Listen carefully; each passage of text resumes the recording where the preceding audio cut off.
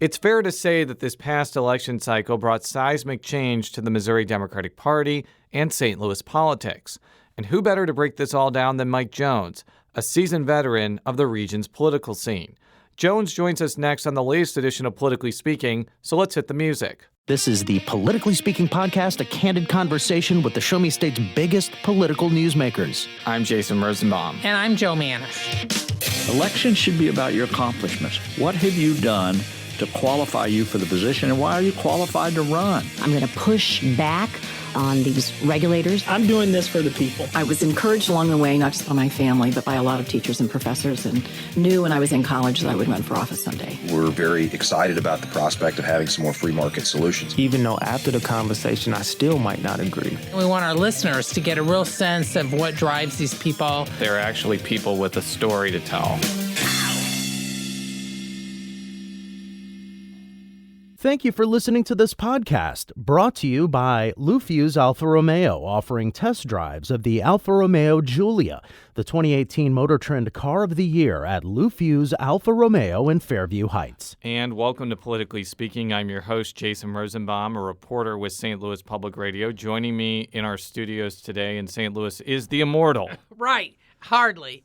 Colleague Joe Manis, who is really thrilled with our guest today. And our guest returning for the first time since 2015. Amazing. It has been a minute. It has been. And that is Mike Jones. He is a member of the State Board of Education, a former city alderman, former business executive in Anheuser-Busch. Former top advisor to then County Executive Charlie Dooley. At one point, you were an advisor to then Mayor Clarence Harmon. Chief of Staff to Mayor Harmon and Deputy Mayor for Development, in fact. If you go back to 2015, Mr. Jones talked extensively about his experience in and around government. We're going to be talking a lot about kind of the political dynamics of the state of Missouri and St. Louis politics. But before we do that, I would be remiss not to talk about a big decision the State Board of Education made. What was it, a week ago? Mm-hmm. About a week ago. We're recording this on Thursday, by the way. Margie Van Dieven, who was ousted as Missouri Education Commissioner a year ago, is back. At the behest of then Governor Eric Greitens. Is now back in kind of spectacular fashion. You were not a fan of the move to get rid of now Commissioner Van Dieven a year ago. I think you had said that after that happened, the board had lost a lot of its legitimacy. Now that she's back, basically because the Governor Parson has appointed new people to the board that ostensibly voted with the people that didn't want her to leave, do you think that the board has regained its credibility, in your opinion? Well, I think the Missouri Senate, when they didn't confirm the five people that Greitens appointed, it helped us reclaim our legitimacy, because those people, after they did what they did, they were not able to continue their tenure. So I think while we couldn't function because we didn't have a quorum, I think the stand that the three remaining members, myself, Charlie Shields, and Vic Lynch, took, and then had that ratified by the Missouri Senate, I think that reestablished our legitimacy. Then the question was, how do you reestablish the program and move forward? Now, it is kind of unusual, even with the fact that some of you had opposed her ouster a year ago, to reinstate someone a year later. I mean, that does signal that she must have a lot of bipartisan support. Is there something in particular about Van Dieven that made you guys decide, even with all these other candidates, that she deserved to be back in charge? Well, two things. I've got a chance to interview her twice for the job, and both times she was competing against really competitive fields, particularly this last time, and she was the stellar candidate. I think in her year plus of being a commissioner, what she did was something extraordinary. She had the ability to get all of the players, the institutional players in education in Missouri, literally in one conversation to discuss how do we move forward. Not that they all agreed, but she had this ability to facilitate that kind of broad-based public policy discussions that you have to have in order to develop a consensus around something as complicated as education. And to be honest, the year that she spent gone, she was involved in some other activities, and she came back stronger, fresher, more ready. It was almost like a sabbatical. She had a chance to reflect on her time as commissioner and also put some distance from it, and really had a sharper focus, I saw in her interview, than I think she had the first time when we hired her. Now, the conventional wisdom at the time was that Greitens wanted to get somebody in there who would be either more for vouchers or more for really changing the how public education operates in the state as far as privatizing stuff. I mean, was that your take from then, or did he even really know what he wanted? He just wanted to clean house first. Well, I never had a conversation with him, so everything I heard was secondhand. But again, it goes to knowledge of state government. The reality is that state public education policy is set by the legislature. We implement the policy. We hold people accountable both financially and academically in terms of the districts. But if you want to change the way education is done in America, you need about 20 senators and 90 state reps, or at least the Speaker of the House and the President pro tem of the Senate. So again, a more skilled, competent politician as governor would have understood that, and then they would have, if that's what they wanted, you to hire somebody in your office as some kind of special, some kind of education czar, and empower them to try to negotiate these changes with the legislature. So let's shift gears and talk about politics. Although what we were talking did have a political overtone to it, I'm not gonna be Pollyanna-ish about it. So we're gonna kind of go in descending order. We're gonna talk about the overall results for Democrats in Missouri first, then talk about sort of the results for certain political figures in the St. Louis area. So I actually did some number crunching when I was off the week after the election and looked at how Claire McCaskill and Josh Hawley did in counties that I dubbed either rural, suburban or exurban, urban, which is St. Louis and Kansas City, and what I called big non-urban counties. So that's Greene County, that's Boone County, that's Buchanan County, Cape Girardeau County. Yeah, I mean, because I had done some too. I think you and I disagree on some stuff having to do with suburban/exurban, but just Sure. to make that clear. So Claire McCaskill won St. Louis and Kansas City by about 150,000 votes, but she only won the suburbs and exurbs, which includes St. Louis County, a county she won by 116,000 votes by 69,000 votes. Josh Hawley won rural Missouri by 300,000 votes, and the big non-urban counties by about 65,000 votes. The upshot of that is, I have read the Kansas City Star article where Lacey Clay and Emmanuel Cleaver are saying that Claire McCaskill should have done more in the urban areas and to energize black voters. But looking at those numbers, Claire McCaskill could have gotten 100,000 more votes in St. Louis and Kansas City, and she still would have lost to Josh Hawley by 50,000 votes because of her anemic performance in rural Missouri. So, with that as a backdrop, what was that's my observation. What's your observation about what happened a couple weeks ago? You really got to decide what, and this is where the Democratic Party is. So this is a good conversation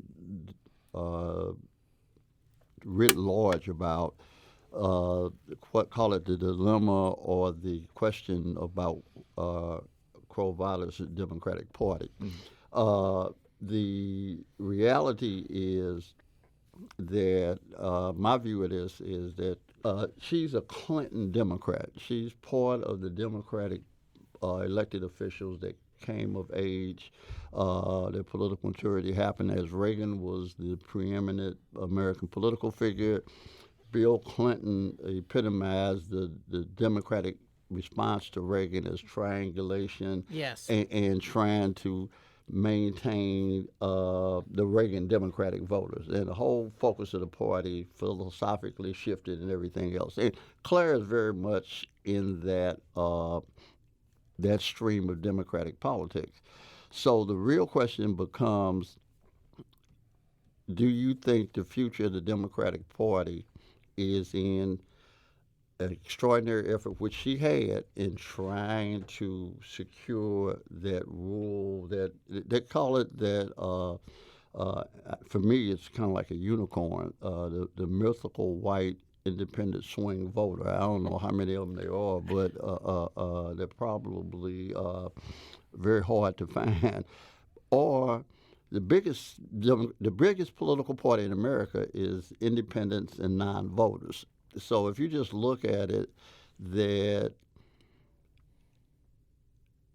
what's the best use of your time, energy, and resources? Is it trying to influence a sliver of a fixed market that's not going anywhere, it's not getting any bigger, it's not getting any smaller, or do you fish where there are a lot of fish who historically have not either participated for you or anybody else? I think what Congressman Cleaver and Congressman Clay are saying, that her effort was anemic relative to urban voters, and I'll just say urban voters. And those urban voters are younger. They are multi-ethnic in Missouri. They're more African American than anybody else.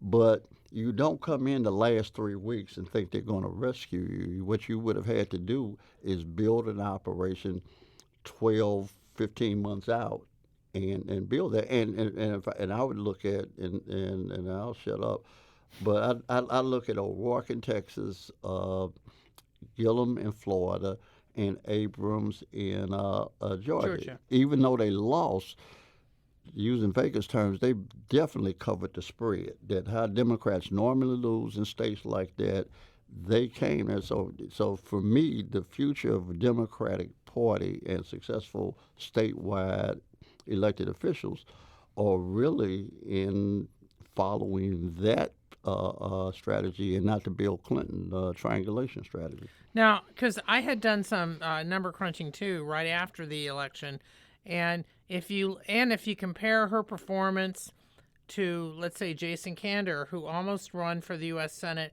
in 2016, which is a presidential election year, he was a Democrat, of course, and that was the year of the Trump wave.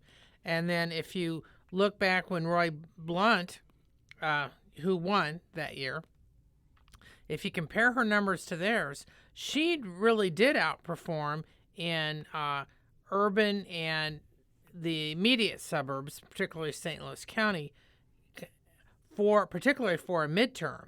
But the problem was that the collapse of Democrats, and I'm not saying they can do anything about it, but the collapse of Democrats in rural Missouri, which, Mel Carnahan's rule was you had to get 40% of the vote.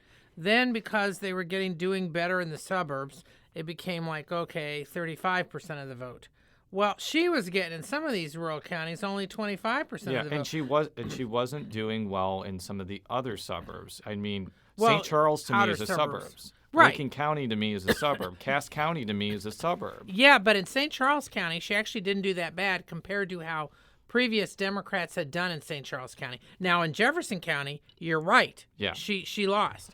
But my point is that even if she had done what some of the stuff that Cleaver and Clay were saying, a Democrat, physically, they're not going to be able to win in Missouri if they don't do something about rural Missouri. But those are not mutually exclusive. Okay, well, that's what I'm asking. And again, I'll take the three people that I just talked about that lost. They basically competed for every voter. Right. But they made a concerted effort to expand the electorate. And from my observation, and I was not in her campaign, it wasn't on the inside, but my observation is, and I think that's what the two congressmen are saying, they didn't see the investment in time, infrastructure, resources to produce that outcome. So it wasn't like you spent a year. She bragged about the year she spent in rural Missouri. Yes, she did. Without a corresponding effort in, let's call it urban Missouri. So you could say the outperformance that she did over Kander or in the prior election wasn't a result of anything that she did. That was much more a result of that organic base. Well, let me just, before you make your next point, Joe, I want to just point out, I mentioned all those numbers and splitting in the counties. Right. So Nicole Galloway, who won, albeit against a opponent that barely spent any money and that had a lot of negatives around her. And Nicole Galloway only won by But still, 150,000 votes. this is how she won. Those aforementioned big urban counties, which include Greene, Boone, Buchanan, Cape Girardeau, she only lost that by 7,000 votes. Right. Rural Missouri, she only lost rural Missouri by 178,000 votes. The suburban areas, which include St. Louis County, she won St. Louis County by 151,000 votes and won the total amount of suburban area by 169,000 votes. And then in St. Louis and Kansas City, 152,000 votes, which equals a victory by about 135,000 votes. Now, I am not saying that every Republican nominee is going to be, frankly, as weak as Sandra McDowell was. She raised less money than a St. Louis alderman. So my point, she had financial problems, and her party pretty much stayed away from her. This is the arithmetic for a Democrat to win statewide. And here's the other thing: that there's opportunity cost in Senator McCaskill's strategy. All of that placating that conservative rural urban electorate costs you enthusiasm among Democratic urban voters. So it's not a free ride. So if you're going to play that card, you're going to play it at the expense of enthusiasm in your base. Now, because I would argue that, frankly, she owes a decent chunk, not entirely, but a decent chunk of what she got out of St. Louis County in particular to the enthusiasm that Democrats had for A, Wesley Bell, and B, for Court Van Ostren in the 2nd Congressional District. And I will just point this out before we shift into our next topic. If there had been a more competitive St. Louis County executives race, I think her margin may have been smaller in St. Louis County. Like, let's say Colleen Wassinger would have run. First of all, I think she would have had a decent chance of winning, given that Stenger beat Mark Mantovani by a very small margin. But even if she did, in the primary, but even if she lost by 5 percentage points, that would have brought out more Republicans hypothetically for that. But that's neither here nor there. I want to talk about Lacey Clay for a second, because with McCaskill's departure, it seems to me that the most powerful Democrats in Missouri is not Nicole Galloway, even though she's a statewide office holder. It is Lacey Clay and Emanuel Cleaver. They're very different politicians. They have different styles. They're in different districts. Like Emanuel Cleaver's district is a majority white district and kind of rural in many respects. And Kansas City has a totally different political infrastructure than St. Louis. So my question for you is, with that reality, how do you think Clay will use this new political perch to benefit St. Louis, or potentially like reshape the Democratic Party? Or is he do you think he's even interested in doing that right now with the Democrats taking over the House? Well, first of all, my caveat is I haven't spoken to the congressman about what his vision is, both either politically or policy, before coming on the show. So what this is going to be is speculation. Well, we've been trying to get him for a long time, so I'm just throwing that out I did there. talk with him right after he won re-election. Correct. But okay, but what I'm saying is I just want to say I'm opining without benefit of necessarily an informed inquiry on his part. I think that Congressman Lacey Clay plays a different role in St. Louis politics than his father, Congressman Bill Clay. No question. Okay, and that's because they come into politics from two completely different eras. So I think there's a false expectation on a lot of people's part that Lacey is supposed to be Bill Clay 2.0, and you wouldn't get a Bill Clay today in this political environment. He's a product of a surging civil rights era and an expansion of black political power, and the focus of politics was this larger social equity movement, and black elected officials saw themselves more as political leaders than governmental officials. You jump 30 years later, and Lacey is a product of a more established black democratic political environment, and much more from a status quo that at the time was acceptable to the black community. And so his approach to the office has been much more as a congressional office holder that functions the way a lot of white congressmen function, and that is inside the context of their office, but not taking on this extra portfolio of political leader. And this is not a new phenomenon to the Clay family, who have been battled by various factions within the Democratic Party for a long time. But I would say since 2012, after he beat Russ Carnahan, there has been kind of this bubbling resentment among some black political officials against Lacey Clay. We talked about this on a previous show. 2014, he didn't really have a credible Democratic opponent, but one of his former political aides, Joshua Peters, ran in a very nasty primary against Chris Carter Sr. that was in many ways a proxy war between Clay and his enemies. Joshua Peters ended up victorious in that. 2016 was the showdown between him and Maria Chappelle-Nadal. He won handily. This time around, Cori Bush ran a fairly spirited campaign against Lacey Clay, but Clay still won by about 20 percentage points. I'm going to play a clip now from Rasheed Aldridge, Fifth Ward committeeman, also kind of works with the state Democratic Party, talking about kind of the dynamic between Clay being kind of at the top of the pyramid, so to speak, and the dynamics kind of on the street level. When you look at the power structure, they're definitely the top dogs in the state. I mean, they also have earned it throughout their years in the community and leadership. But I think when you look on the ground, that's why I say it'll be interesting. I think it's sometimes a little different on the ground when people look at who the top leaders are. I mean, historically, top down, yes, Clay and Emanuel, Congressman Clay and Congressman Emanuel are our leaders, but bottom up, I think it'll be interesting over the next 2 years to see how that shakes out. How do you think the congressman has been able to withstand kind of this attack from the left in many respects over the last few election cycles? Okay, just for the record, there was bubbling resentment against Bill Clay too. Just it just really wasn't particularly Although effective. people were more, I think, scared. I mean, I will be honest. I mean, heck, I covered City Hall back in the 70s, and was in Washington in the 80s when Bill Clay was still there. And there was a lot of respect. There was also a little fear among some Democratic allies. Well, the reality is, like he was the lion with the biggest mane. He was the big dog of a fairly ruthless pack, and so you don't shoot at the king and miss. And you were going to miss, so everybody just held their tongue, and life went on. Again, Lacey has not played and has never aspired to, and he has not played out his political career as the political boss of bosses, okay?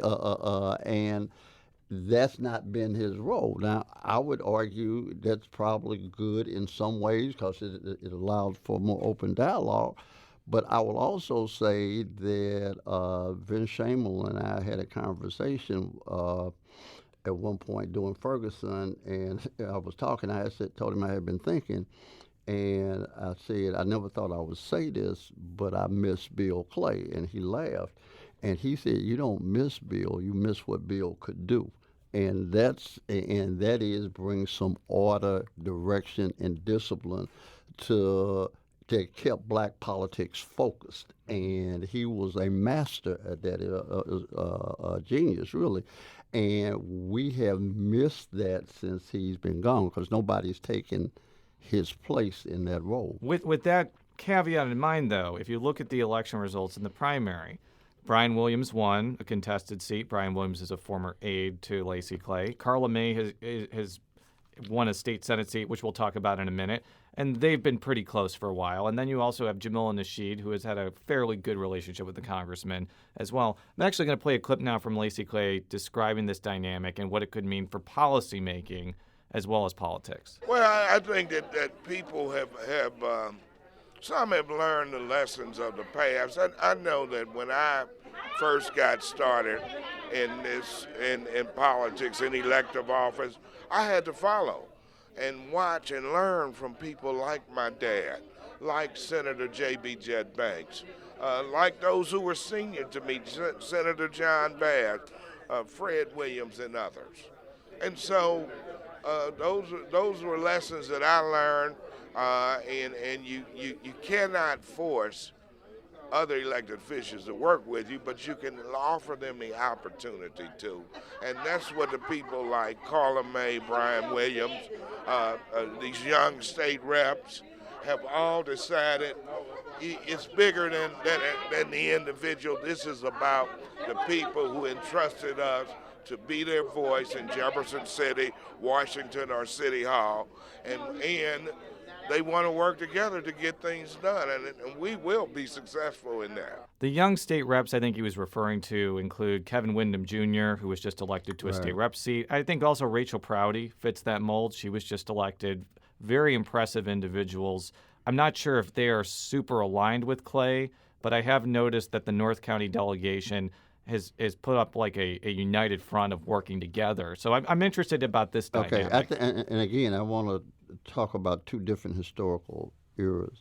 If you notice, what Lacey was referring to is government and policy. And there's a context for that. I would argue that the relationships you're talking about are political relationships, so that it's the political alliance or relationships that a Bill Clay had with a Jet Banks or a Leroy Tice or Fred Weathers or Fred Williams, even Benny Goins when they weren't fighting, was all about advancing the political interests of the black community. And that occupied most of their time and attention.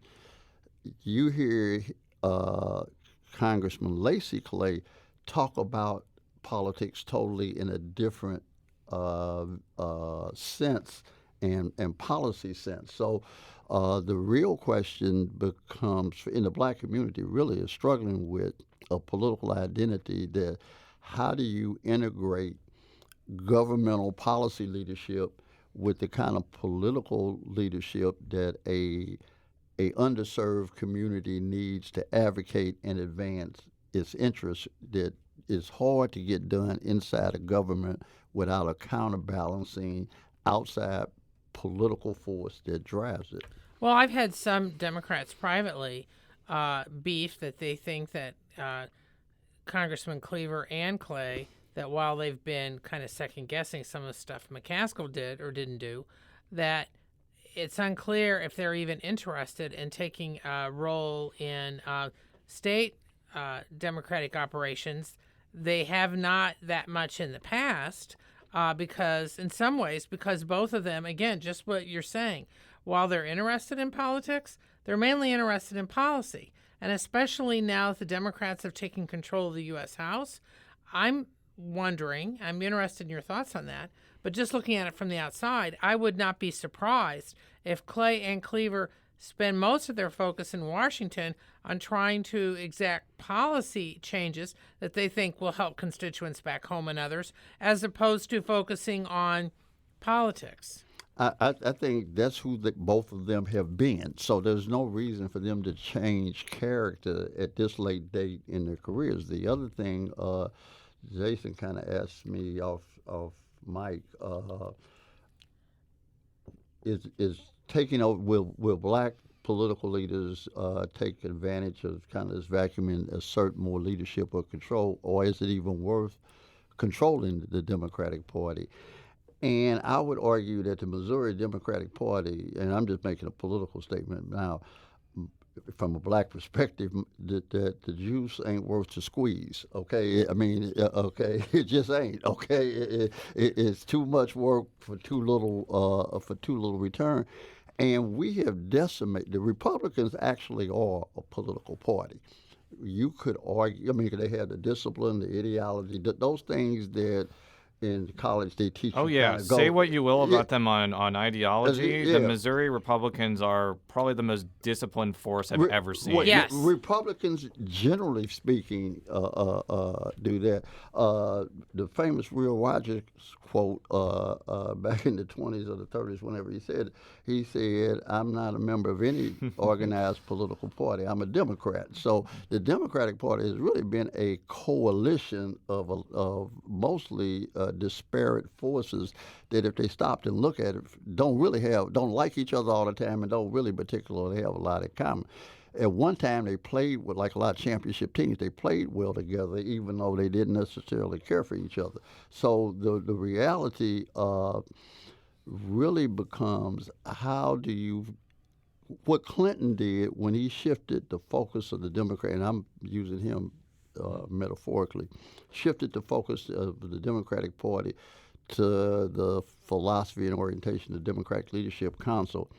What he did was eliminated the unifying factor of the Democratic Party, which was always a left-of-center working-class party, which kept working-class whites, ethnic minorities aligned in a larger political agenda, even when they didn't have a lot in common socially. So the reality is, I would argue that someplace between Bernie Sanders and the young woman in New York, Cortez. Ocasio-Cortez. Yeah. Who, by the way, campaigned against Lacey Clay and didn't work out too well for her. But the other thing, I'm glad you brought that up, because she came out to campaign for Cory most Bush. of these left-of-centers, you don't lose. Inter-party struggles are never ideological. They're personality-driven, Right. and their power. I was saying, and just, their power yeah, plays. And I was just right? going to say, like, I understand that Lacey Clay has detractors for various reasons, but I think the biggest hurdle for Cory Bush was to make an argument that he was like a Democrat name only was kind of ridiculous on its face, given his voting record and things that he's advocated for. Now, there are certain things which I'm sure you could point out. I know a lot of people don't like the fact that Lacey Clay supported the Paul McKee Project, for example. I don't care who the congressman is from the 1st Congressional District. They will have a liberal voting record that you substantially will never be opposing them on their record. Now, you may be opposing them for some other legitimate political reason, but it won't be policy driven like that. So let's move a little bit further down the line and talk about Wesley Bell, which I think was probably the biggest political story of this election cycle in St. Louis County. I think that the real reason this was such a seismic event, there's two reasons. Bob McCullough has been around for a long time, and before as the county prosecutor, you could make an argument that before August 9, 2014, he was the most sought after and popular Democrat in the state. Like, there's no coincidence to me that people like Claire McCaskill and Chris Costa were asking him to be in his ads because, he was still Stenger as well.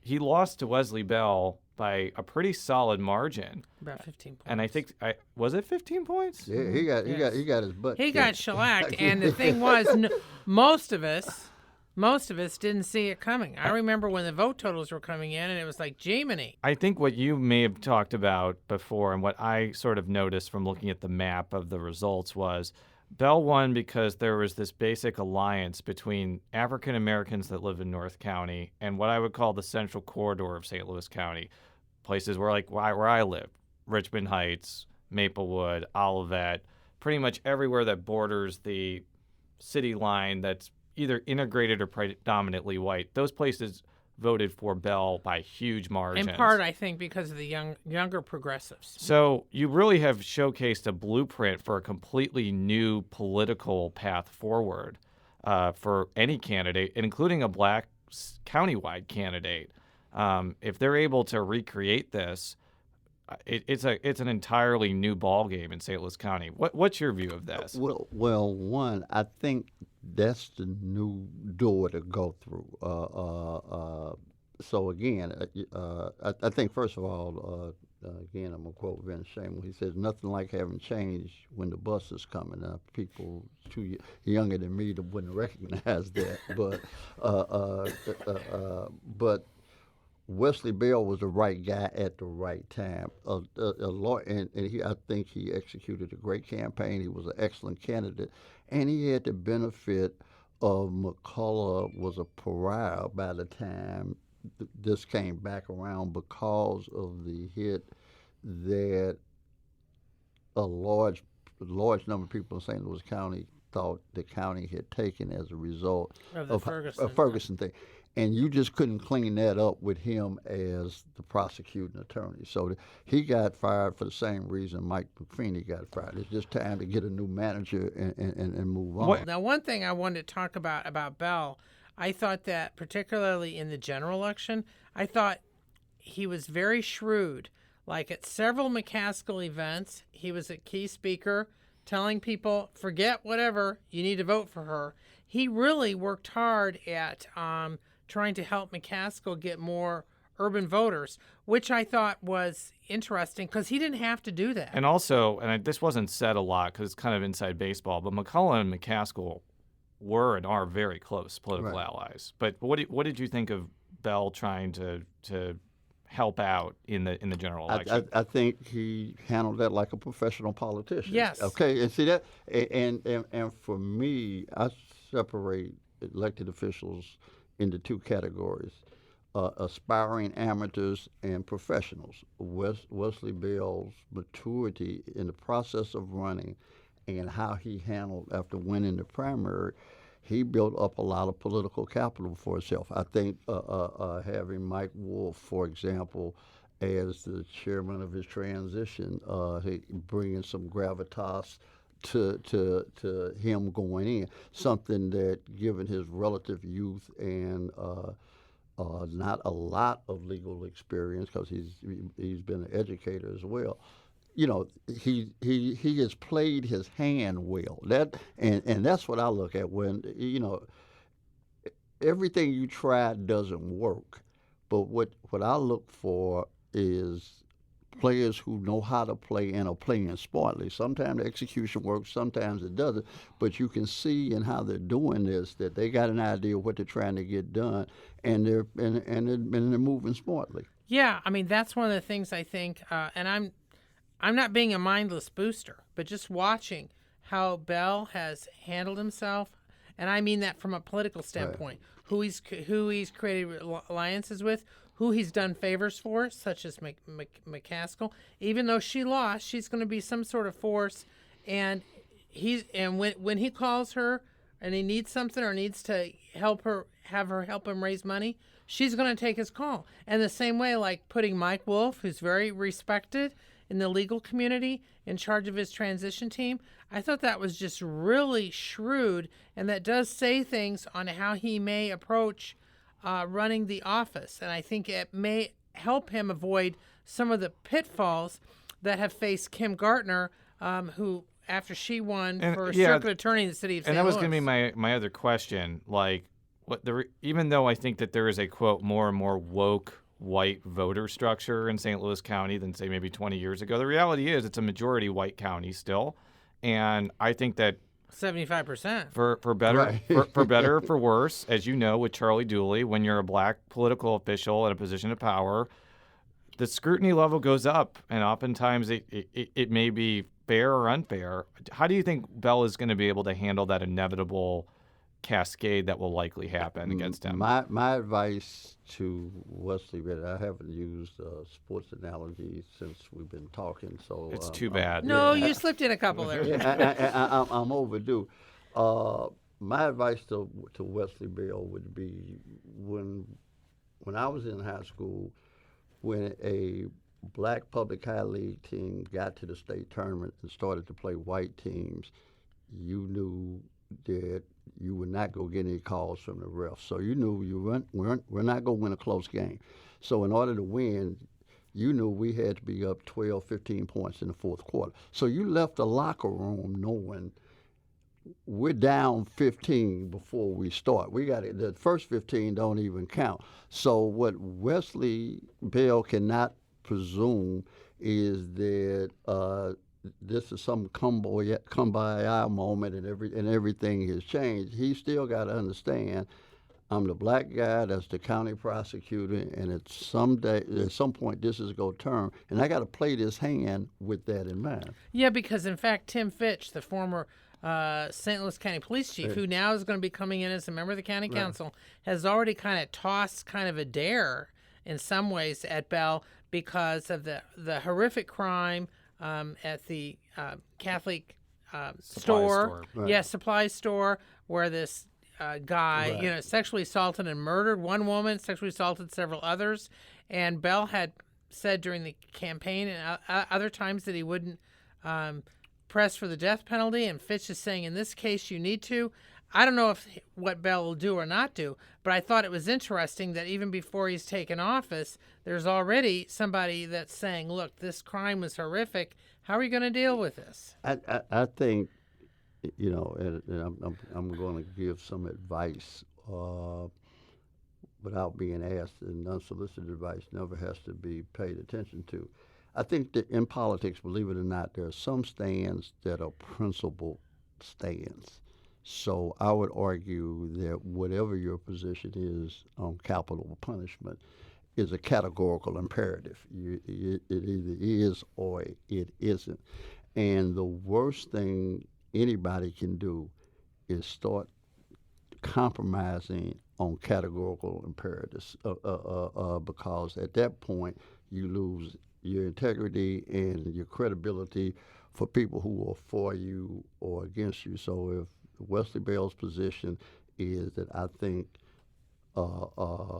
capital punishment as we have it in America is immoral and arbitrary, then it's immoral and arbitrary, and you can't make exceptions no matter how horrific a crime might be. So the last topic I want to talk about is the election, in my opinion, and Joe and I may disagree, which was the most surprising result, and that was Carla May beating Jake Hummel. The reason I make this statement is I do think that Wesley Bell's win over McCullough was hugely significant and an upset, but the fact remains that Wesley Bell had created 3+ years of name recognition for himself by being a Ferguson City Councilman.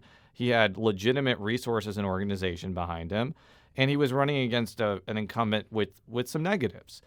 By contrast, Jake Hummel didn't really have any negatives. But he's a state senator. He also is one of the top union leaders in the state. Had 10 times more money in a white majority district that, I'm going to be candid here. I wasn't paying attention to that race because I didn't think Carla May had any chance of winning. And obviously she proved me wrong, and I felt terrible about it. It was my Ocasio-Cortez moment of the cycle. But I want to play this clip because I really think that it may shed some light on what drove her to make this successful challenge that I do think is going to have pretty sizable ramifications going forward. But in labor, you have what I call the good old boys clubs. White males dominate the positions in labor. And that's what it is. And so when you're talking about, to be told, well, we didn't know you was running for the seat. Well, you should have had a conversation with me because you knew I was in the district and you knew that the 8 years that I've been in the legislature, I have been the predominant fighter when it came to workers' rights and benefits and things on the floor. So to me, it was an insult. So that fueled, my passion. So what she's talking about is she's been a member of the Communications Workers of Association Union for about 17 years. Yet, in her view, when she expressed interest in running for the seat that was then held by Joe Keaveney, apparently Labor blew her off. Yeah, the Senate seat. Yes. And didn't take her seriously. They gravitated towards someone like Hummel, who, again, I think I personally like quite a bit, and I have nothing bad to say about him. And I don't think that there's anything negative I can really drudge up. But it does kind of showcase this spat within labor between African Americans who are in the labor movement and whites who are in the labor movement. So with that as a really long wind up, what was kind of your view of this entire situation? Well, for me, the surprise, I'm gonna be like you. I would not have given odds that she would win. So I'm not gonna sit here and say I saw that coming either. But I think it speaks to the real inside look or insight for me in that race is the structural weakness of the Democratic establishment. That's if you really want to know, and labor has been particularly given weight, labor leadership. I'm not talking about labor as working people, but the leadership is fairly ossified, out of touch, and fundamentally cannot deliver whatever it is they are claiming to be able to produce. So I think you're going to somebody, and I don't know who somebody is, and they'll probably be in the short line for heaven if they take it on, is going to have to restructure the Democratic Party around broader issues that deal with working people so that you can have coalitions that are multiracial, multicultural, urban and rural. One of the interesting things that that happened for me on the State Board of Education is my understanding of the importance of transportation in rural Missouri for education. Because if kids can't get to school, it doesn't make any difference who the teacher is.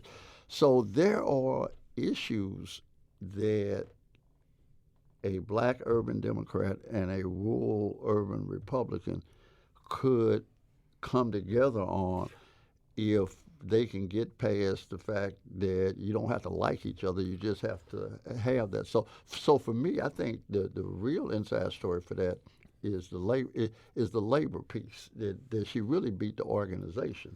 So just circling back, but tying this in, so you've got the state Democratic Party who's kind of on the ropes right now. But when you look at the way the institutions are set up now, because state parties everywhere are weakened because of state and federal laws. So my point is the future for the Democratic Party more entwined with people like Carla May who say, or even Court Van Ostren, who say, hey, I'm going to do this, and I don't care if people say I can't do it. I'm going to try to set my organization up, and I'm going to get out there and try to win this office? Or is it trying to expand that approach on a broader level within the Democratic ranks? I think the Democratic Party is going to have to figure out how to build a party again. The Republicans already got it figured out. They are the party for conservative white men and the women that love them. Okay, so they got they got a built-in homogenous unit there. The Democratic Party is really in search in a country that has not really. This is not Europe. So this whole notion of political organizing around philosophy, ideology, is not natural to Americans. So the question becomes, what's the premise of a modern Democratic Party, as opposed to individuals just renting the label so they can run for office? Because that's what it looks like right now. Thank you so much for your time and your expertise and your words of wisdom. For all of our stories, stlpublicradio.org. Follow me on Twitter at Jay Rosenbaum. Follow Joe on Twitter at Jay Mannies. That's JMANNIES. And this may be one of my most favorite Twitter handles of all time. You can follow Mike Jones at Mike JON 10308405. Is there any? Were those just literally random numbers you typed in, or does that have? That's what they gave me when I signed up. I'm not particularly that literate on all this stuff, so I guess I should go back and change it and come up with something a little bit more colorful. I don't think you're going to get at Mike Jones. That's a pretty common name. Yeah, but he's got so many sports analogies, he could come up with something. Until next time, so long. Roll with me and Candy Car now. They used to love to diss me. Now they rush to hug and kiss me now. They telling all their friends when I leave how they miss me now. 281-330-8004. Hit Mike Jones up on the low, cause Mike Jones about to